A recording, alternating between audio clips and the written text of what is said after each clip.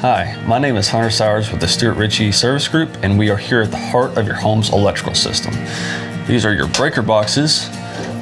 You will likely have one very similar to this somewhere throughout your home. There's many different kinds of breakers within it.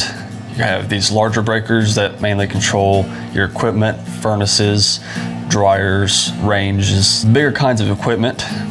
You have lots of these smaller breakers that have a variety of different functions, protections, depending on what circuits they control throughout your house. Most commonly, we have arc fault and ground fault protection.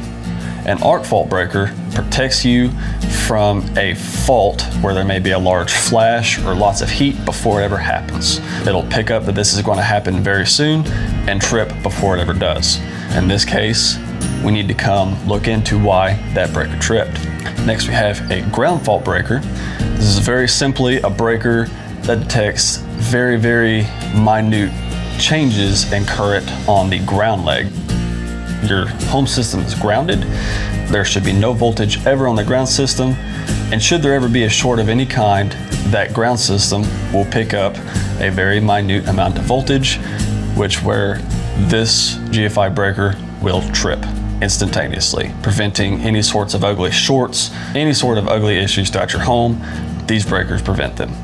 It is a good idea periodically to test that these breakers are functioning as they should. This is very simple. Ground fault and arc fault breakers have buttons on them. You simply must push the button. It'll indicate that it worked because the breaker is now tripped. You simply turn off and back on. You can do this with every breaker in this panel that has a button on it that indicates it is an arc fault or a ground fault breaker.